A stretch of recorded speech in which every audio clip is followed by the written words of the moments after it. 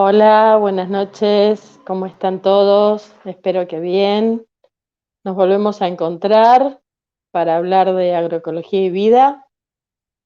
Y hoy les traje un tema que es bastante interesante, que tiene que ver con qué cosas podemos y qué cosas no podemos decir. ¿Se acuerdan que hace un par de semanas les dije que no funciona más mi Instagram? Así que, bueno, ahora van a ver pasar después por abajo lo que es el Instagram mío personal, porque el otro no sabemos qué fue lo que pasó. Quizás a alguien no le gustó alguna publicación, a alguna empresa le parece que somos un peligro. Más de una vez Claudio ha contado la experiencia que tuvo, que no podía decir aparato inmunológico o no podía decir kit inmunológico. Bueno, en nuestro caso, en el caso de los que defendemos las producciones sanas, una de las cosas que nos pasa es que en muchos lugares no podemos hablar de frente porque obviamente hay muchos intereses por detrás para que sigamos comiendo todo eso que encontramos en los supermercados, que encontramos en los kioscos. Hay muy poca promoción del consumo de frutas y verduras, que es lo más sano y es lo que más tendríamos que comer, pero sí hay mucha publicidad y promoción de todo lo que es envasado, enlatado, embotellado, embutido, hiperindustrializado, que es justamente lo que nos hace mal, lo que nos produce diabetes, nos produce colesterol y nos producen todas las enfermedades que antes eran de las personas grandes. Cuando yo era chica, por lo menos las personas que tenían colesterol eran personas grandes, eran los abuelos, ni siquiera los padres, eran los abuelos. Hoy los chicos, las criaturas tienen colesterol, entonces evidentemente hay algo en la alimentación que está produciendo ese colesterol elevado y tiene que ver con esto, tiene que ver con la industrialización, con los aditivos, con los azúcares refinados, con las harinas blancas, con todo lo blanco que está tan refinado. Y entonces viene la pregunta, ¿por qué todo eso está tan refinado? En principio, si nosotros compramos un kilo de arroz yamaní orgánico, no lo vamos a poder tener en la alacena durante 2 años porque se nos va a llenar de bichos. Y una de las razones por las cuales el arroz es blanco y tiene un montón de procesos encima es justamente para que dure mucho tiempo eh, guardado o en una góndola o en un almacén y no suceda eso. Entonces, la industrialización de los alimentos en realidad no fue para que estemos mejor alimentados, sino que fue para que su tiempo de conservación fuese más extendido, más largo y hubiese menos pérdida. Una de las cosas que generalmente a la gente le cae mal. Cuando hablo de la gente, no hablo de nosotros, de los que estamos acá y de los que estamos participando de esto, sino que hablo de las industrias, las grandes industrias. Es que hablemos de soberanía alimentaria. Uno de los pilares de la agroecología es la soberanía alimentaria. ¿Qué es la soberanía alimentaria? Todo pueblo tiene que ser soberano y tiene que autoabastecerse de alimentos. Entonces, si nosotros tenemos que depender de una empresa que nos venda una semilla para poder sembrarla y después tenemos que pagar, por un lado, pagar una semilla muy cara porque tiene toda una tecnología puesta encima, como es el caso de los transgénicos. No sé si saben que se ha aprobado, y ahí estamos en la lucha, el trigo transgénico. No teníamos trigo transgénico nosotros, pero bueno, ahora ya se aprobó y estamos luchando para que no siga adelante esto. Toda esa tecnología las empresas de alguna manera la tienen que cobrar. Entonces, cuando nosotros vamos y compramos una semilla, por ejemplo un trigo, una variedad, que cuando la cosechamos podemos quedarnos con parte de esa semilla para el año siguiente, volver a sembrar esa misma semilla que nosotros mismos hicimos la producción. Si el trigo o la soja o lo que sea es transgénico, le tendríamos que pagar a la empresa que lo hizo para que se pudiese hacer de vuelta, o tendríamos que, en el caso del maíz, que es un híbrido, se cruzan. Sí, hay un chico en Córdoba que él hizo el proceso contrario, la deshibridación del trigo, del maíz, y entonces ese maíz uno puede sembrarlo y al año siguiente sacar semillas y al año siguiente volver a sembrar el maíz que uno tiene. Si ustedes ven, la semana pasada pasamos un video de Ferreira, Córdoba, el productor que hace de todo un poco, que nosotros le decimos el papero, porque arrancó haciendo papa, que era una de las cosas más difíciles de hacer orgánicas. Él no compra semillas, él tiene sus semillas y todos los años va sacando semillas como hacían los abuelos, los bisabuelos, o sea, como se hacía antes. Se elegían las mejores parcelas o el mejor pedacito de campo, el que había dado un grano de buena calidad, una planta que era más resistente a la sequía, o si había habido mucha lluvia o algún ataque de insectos. De ese lugar, de esa parcela, se elegía la parcela y de ahí se sacaba, se cosechaba y se guardaba la semilla para el año siguiente. Entonces la discusión es, pero eso era mejoramiento. Sí, eso es mejoramiento desde que existe la agricultura. O sea, desde los tiempos en los que se empezó a hacer agricultura, cómo empezó el hombre a hacerlo. Iba al bosque, recolectaba las semillas de las mejores plantas, las mejores semillas, las más grandes, las más ricas, y esas semillas las empezó a sembrar. Y después, cuando sembraba, hacía exactamente lo mismo. Iba eligiendo las mejores semillas, las más grandes, las que las plantas no se habían enfermado o que no las habían atacado insectos, porque esas eran las plantas más fuertes. Entonces era mejorar la especie con las plantas más resistentes. Pero eso era un proceso natural que se daba en la tierra con todas las inclemencias climáticas del momento. Bueno, cuando empiezan a hacer todo esto de las semillas genéticamente modificadas, lo que prima, lo más importante es poder usar todos los venenos que ellos también venden y que haya mucho rendimiento.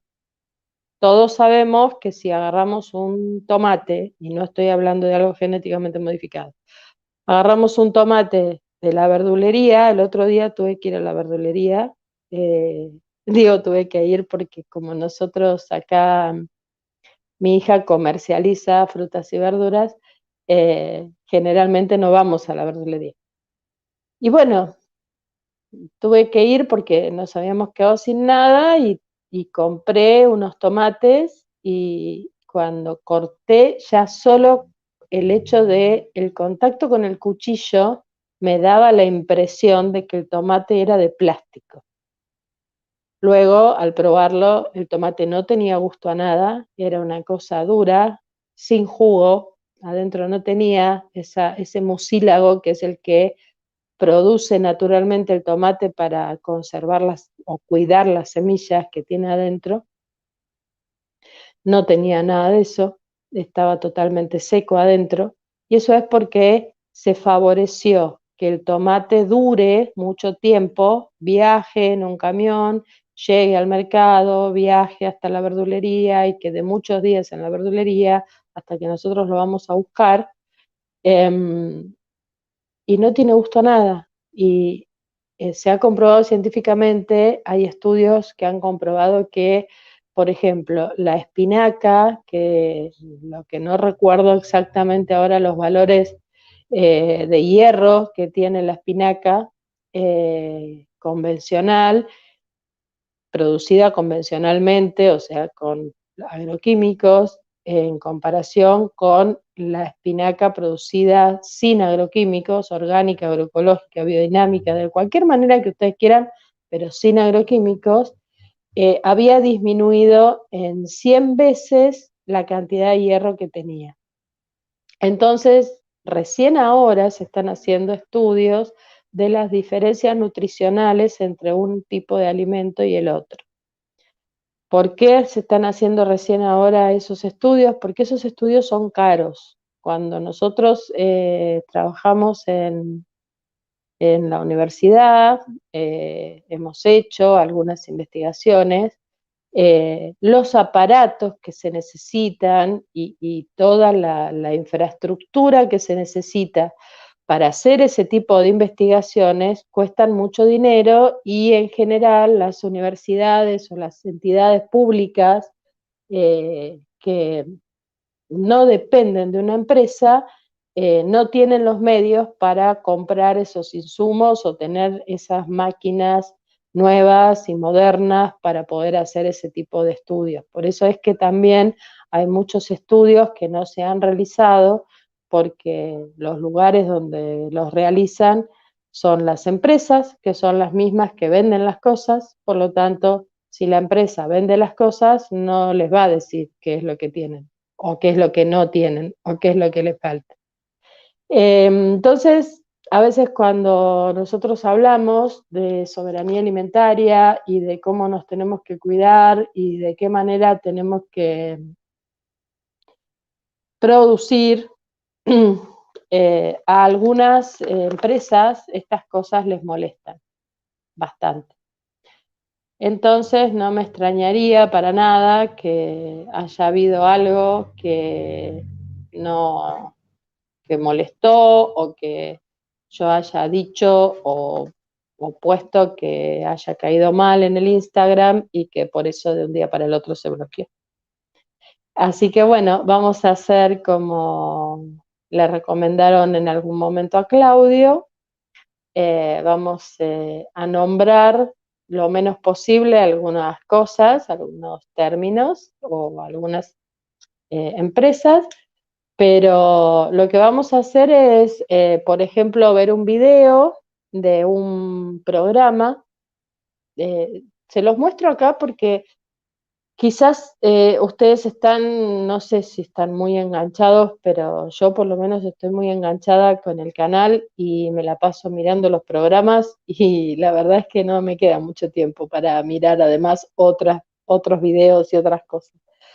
Entonces, si yo les digo vayan y miren tal video, por ahí se olvidan y quedan en el olvido.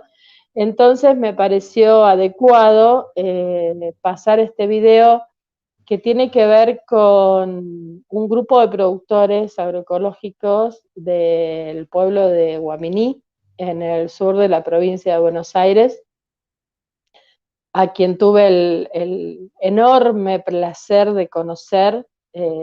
Tuve la oportunidad de viajar 2 veces cuando no había pandemia y cuarentena. Se hacía lo que se llama la Semana de la Agroecología, ahí en el pueblo de Guaminí, y se hacía una recorrida por los campos de estas personas, de estas familias, y la verdad es que el contacto directo con la gente que produce los alimentos y cómo hicieron ellos para cambiar su forma de producir, cómo vieron el deterioro que se fue produciendo y cómo después de unos años les cuentan desde el alma, desde el corazón, que lo que están haciendo ahora es otra cosa, que se sienten mucho más felices porque saben que les van a dejar a sus hijos y a sus nietos una tierra no contaminada, una tierra fértil, y que además están produciendo alimentos sanos, o sea, se sienten responsables de la producción de alimentos sanos para la gente, y también están muy enganchados con el tema de que esto se dé a conocer para que muchos productores más se enganchen y que esto termine siendo algo donde todos tengamos acceso libre y a precio lógico los alimentos. Bueno, el video dura aproximadamente media hora. Lo que les recomiendo es que escuchen, sobre todo, el que coordina todo esto es nuestro querido amigo Eduardo Cerdá, que en este momento es el director de agroecología del gobierno, de la nación. La Dirección de Agroecología se creó hace muy poquito, y Eduardo Cerdá fue el impulsor de lo que se llama la RENAMA, que es la Red Nacional de Municipios Agroecológicos, y cada vez son más municipios, cada vez son más las hectáreas que se han convertido a la agroecología, y cada vez son más las familias que están felices por hacer esto. Así que, bueno, Mateo, cuando quieras, pone el video, así después, si quieren, me hacen preguntas y conversamos sobre lo que dice el video. Tenemos que trabajar para salvar esta civilización, querido hermano. La transición ya empezó. Es una transformación cultural. Siempre un pasito vas a poder dar. Otro mundo es posible. Reciclando, plantando árboles. Empezamos a ver el futuro. Bueno, lo que estábamos viendo era un programa que se pasó en el canal Encuentro.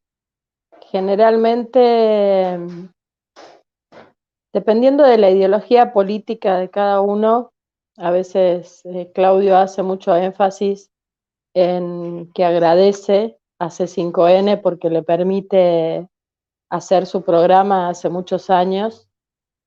Entonces, me parece que a veces, dependiendo de la ideología política, dejamos de ver algunos canales, y hay programas que realmente son muy interesantes, y no importa la ideología política, cuando estamos hablando de producir alimentos sanos. O sea, no importa la bandera, no importa la religión, no importa nada. O sea, estamos...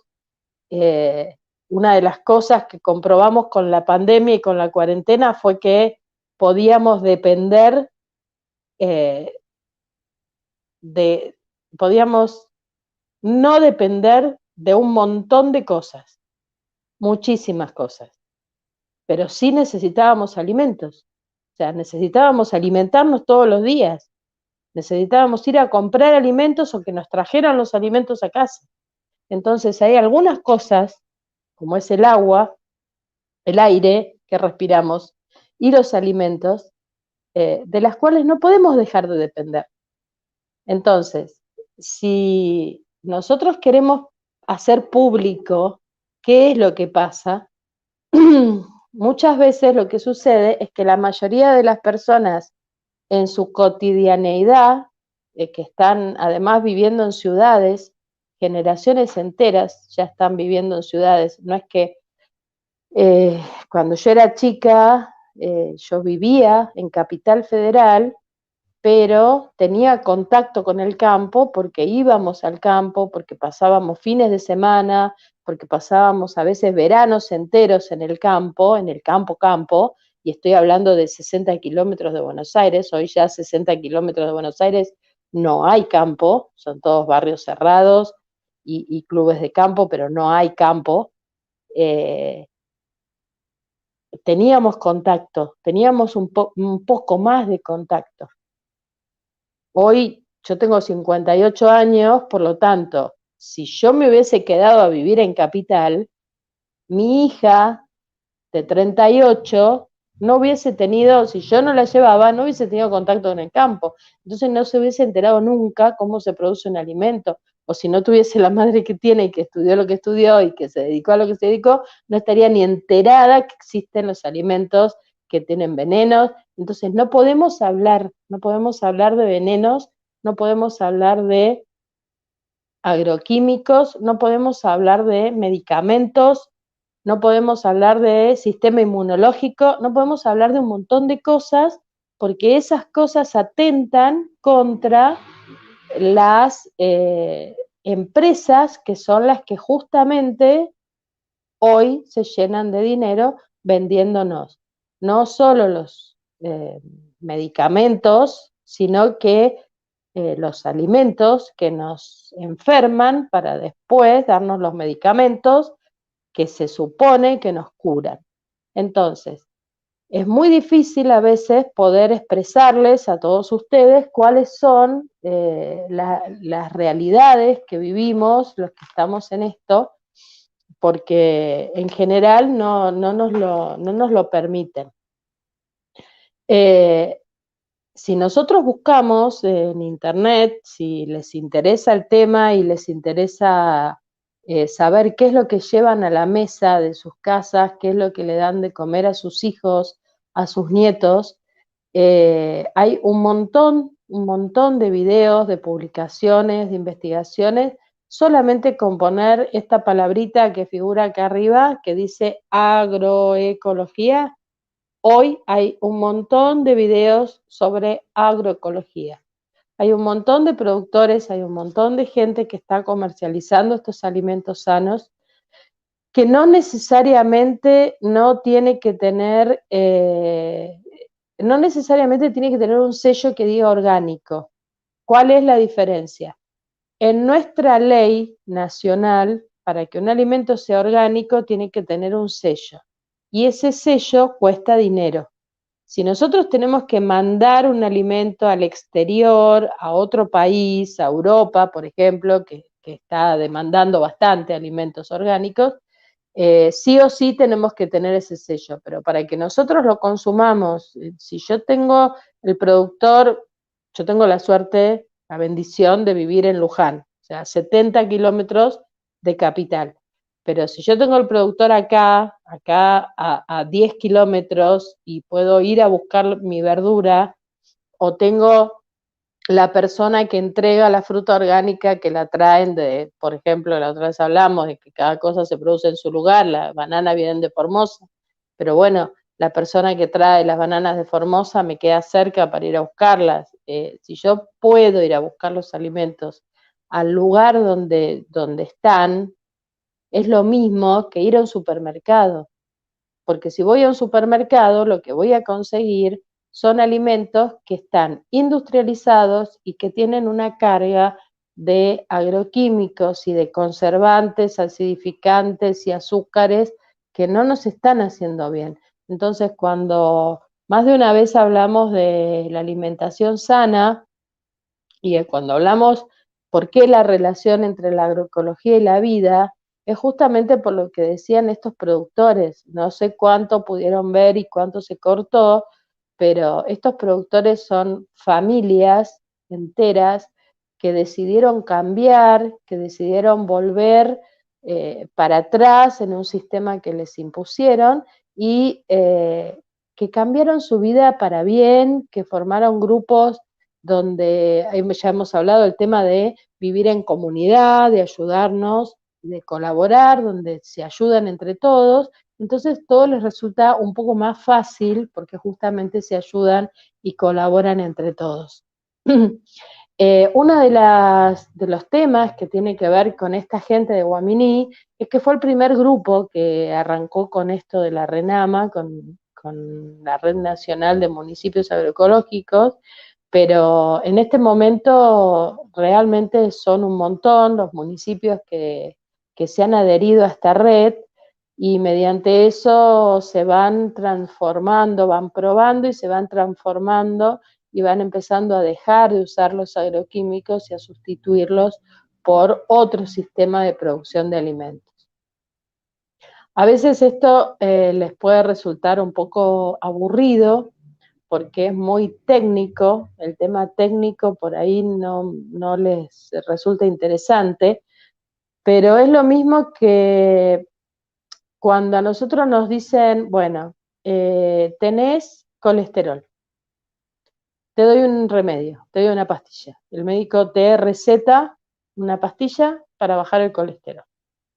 Si en vez de tomar esa pastilla para bajar el colesterol, googleamos, ni siquiera nada, googleamos, ¿qué cosas bajan el colesterol? Nos vamos a encontrar con un montón de alimentos, un montonazo de alimentos que bajan el colesterol. Entonces, ¿necesito tomar ese medicamento? ¿Necesito seguir metiéndole cosas a mi cuerpo que no son necesarias cuando la naturaleza nos regala esa planta para cada enfermedad? Hay una planta, que tu alimento sea tu medicina. A Claudio lo vive diciendo eso. Bueno, es así. O sea, no necesitamos recurrir a ese medicamento.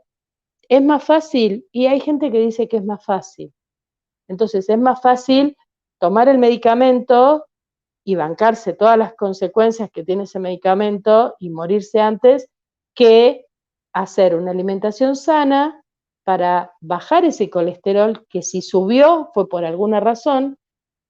Lo que yo mi cuerpo está manifestando es porque algo hice para que se manifieste, independientemente de que hay un montón de cosas que tenemos que sanar que están acá adentro, ¿no?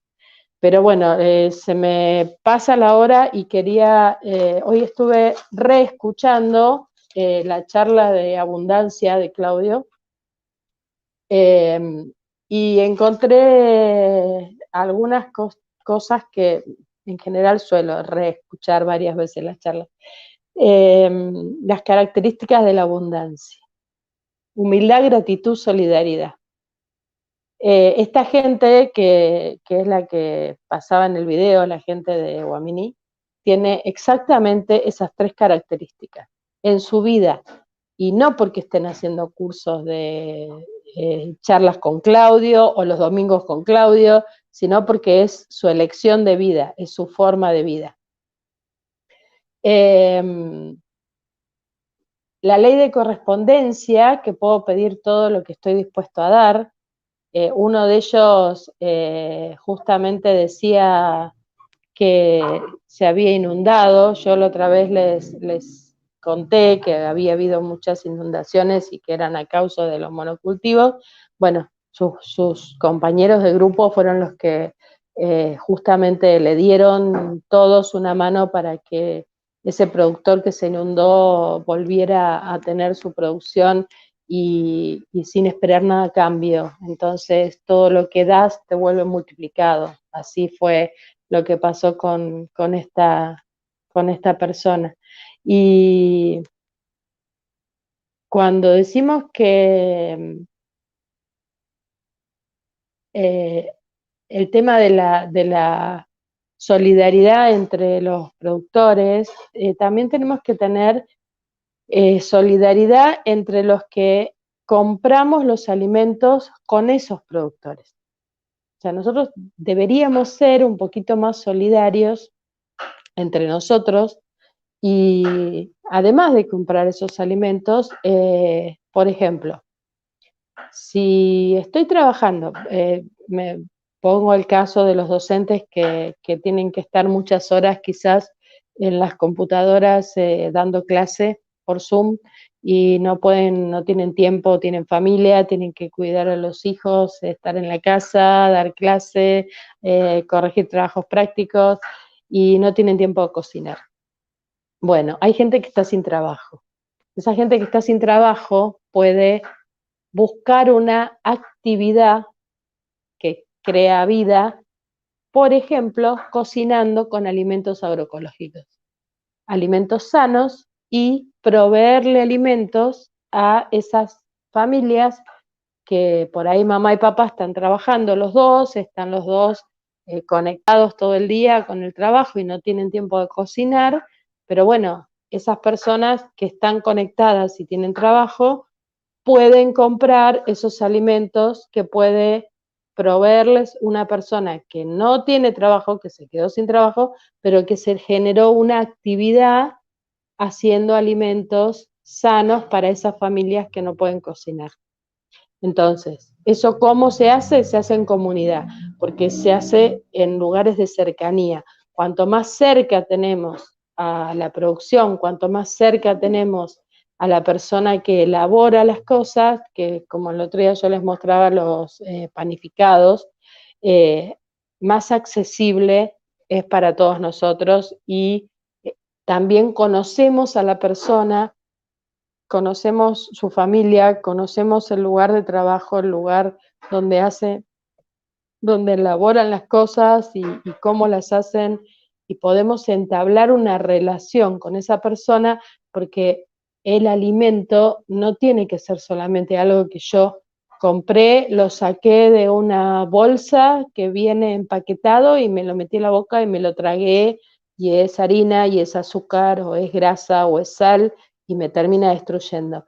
Está genial que ese alimento que me voy a meter en la boca y que me va a alimentar el cuerpo, venga de alguien, de una familia, de un lugar que yo conozca y que también me transmite el amor que esa persona le puso al hacer ese alimento.